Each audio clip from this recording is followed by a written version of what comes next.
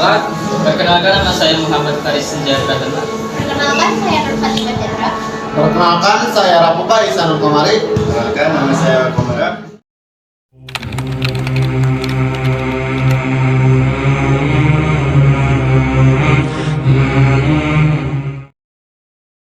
Sunan Kalijaga yang bernama asli Raden Syahid merupakan putra dari Adipati Tuban, yaitu Temenggung Wilakata. Sejak kecil, Raden Syahid sudah diperkenalkan kepada agama Islam oleh guru agama Kadipaten Tuban. Tetapi karena melihat keadaan sekitar atau lingkungan yang kontradiksi dengan kehidupan rakyat jelata, maka jiwa Raden Syahid pun runtah. Di antara para demang, hanya sampeyan demang yang menyampaikan upeti di bawah jumlah yang diminta. Penduduk kami banyak orang susah Adipati. Tapi kenapa demang-demang lain mampu mencukupinya? Itu dilakukan dengan cara paksa. Bahkan lebih banyak upetinya yang diambil daripada hasil yang mereka dapat. Kasihan mereka. Tidak ada urusan. Demi kepentingan kerajaan, jangan pedulikan. Sekali lagi kamu melanggar, tak cabut kedudukanmu.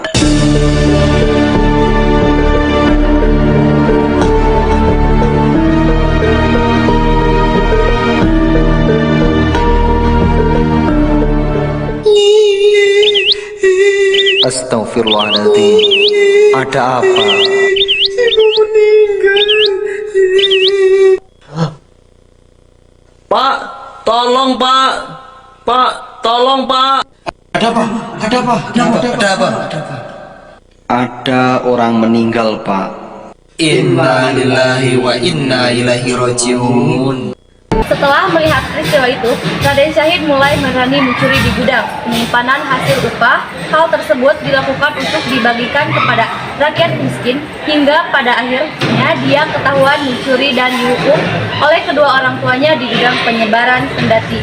Demikian, Raden Syahid tidaklah jerak, justru malah merajalela.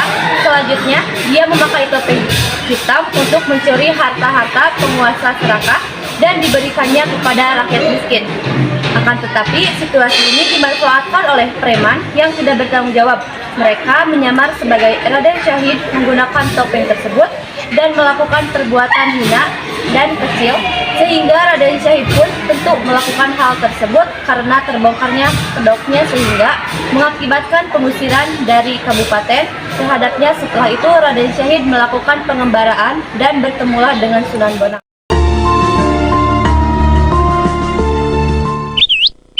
Maaf Kanjeng, apakah boleh saya bertanya? Boleh di sana. Ada apa? Kan Kanjeng belum seberapa tua, mengapa sudah memakai tongkat? Sekedar untuk panduan jalan.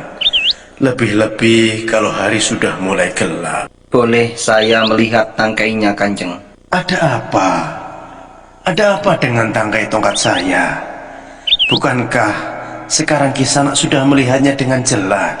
Saya ingin melihat tangkai tongkat yang Kanjeng genggam itu. Apa terbuat dari emas? Nanti setelah melihat, Kisanak ingin memilikinya. Sebaiknya tidak usah. Nanti timbul keinginan untuk memiliki yang bukan miliknya sendiri. Astagfirullahaladzim. Maaf Kanjeng. Saya tidak menangisi tongkat itu. Tapi lihat, saya telah mencabut nyawa rumput ini. Saya menjadi pembunuh. Betapa besar dosa saya Kisanak. La ilaha illallah Muhammadur Rasulullah.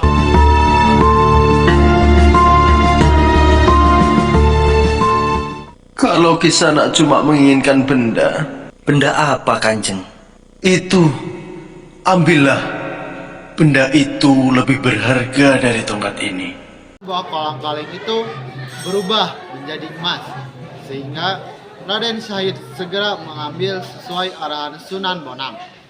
Akan tetapi yang terjadi setelah Raden Syahid memanjat pohon itu, buah pohon itu runtuh tepat di atas kepala Raden Syahid, sehingga mengakibatkannya jatuh pingsan. Setelah bangun dari pingsannya, Raden Syahid, emas yang dilihatnya tadi seketika berubah menjadi buah bolak-balik, dan dia segera berusaha untuk mencari orang tua tadi. Dan setelah sekian lama, akhirnya bertemulah Raden Syahid dengan Sunan Bonang di pinggir sungai. Kanjeng, maaf Kanjeng. Ada apa Kisana? Mana kolang-kalingnya? Bukan itu yang saya inginkan Kanjeng. Kalau begitu, Kisana menginginkan tongkat bertangkai emas ini. Bukan Kanjeng, saya ingin diwecang ilmu yang Kanjeng miliki. Misalkan daun-daun di seluruh jagat ini dijadikan kertasnya, dan air lautan dijadikan tintanya. Niscaya belum cukup untuk menuliskan ilmu Allah itu Kisana. Bukan seperti itu ilmu yang mau saya tuntut. Saya hanya perlu satu titik, yaitu titik harba itu Kanjeng. Baiklah Kisana, tunggu di sini sampai saya kembali. Ngestaken dawuh Kanjeng.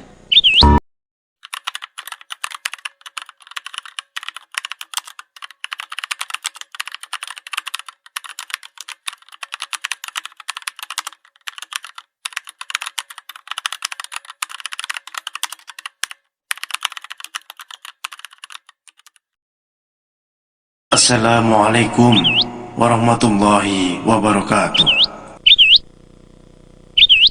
Allahu Akbar, Allahu Akbar. Asyhadu an la ilaha illallah.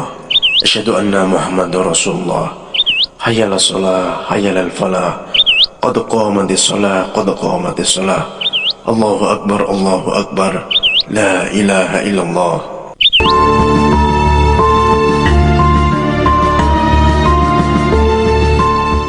Untuk melengkapi ilmumu, pelajarilah semua ini. Alhamdulillah Rabbil Alamin. Kau tidak akan mengenal Tuhanmu sebelum kau mengenal dirimu. Sebarkanlah agama ini ke seluruh daerah. Tapi ingat, dalam Islam tidak ada paksaan dalam beragama. Berpegang teguhlah kepada Al-Quran dan hadis Nabi Muhammad SAW.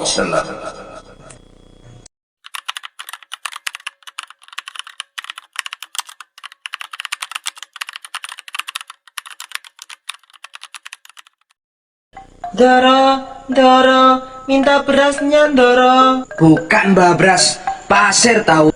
Bune, saiki harga paceklik, harga beras mahal. Iya Pak. Juragan, berasnya jadi pasir juragan. Hah? Pasir? Coba lihat beras yang ada di dalam gudang. Ayo cepat, lihat semua yang ada di dalam gudang. Nggih Doro. Berubah jadi pasir semuanya Doro.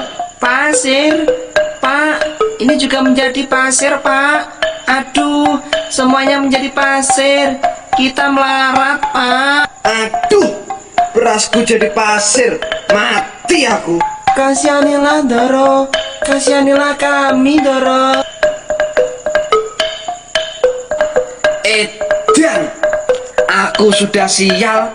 Kowe datang malah minta-minta. Kami belum makan Doro. Makan itu pasir. Ambil sana. Apa Doro ikhlas memberi pasir itu pada mereka? Kenapa harus ikhlas segala? Kalau Doro ikhlas dan jika Allah mengizinkan, pasti bisa mereka makan. Saya ikhlas. Silahkan ambil. Mau yang di gerobak atau yang di gudang, ambil aja sesukanya. Alhamdulillah. Terima kasih Doro. Terima kasih. Seketika pasir itu pun berubah menjadi beras sehingga dapat dimakan oleh pengemis itu, dan peristiwa tersebut menyadarkan kepada juragan beras untuk selalu bersedekah, karena di sebagian harta kita itu ada harta orang lain juga yang harus kita sedekahkan. Itulah dan seterusnya peristiwa dakwah Sunan Kalijaga di tanah Jawa dengan metodenya yang unik tersebut, menjadikan Islam tersebar di tanah Jawa dengan mudah dan cepat.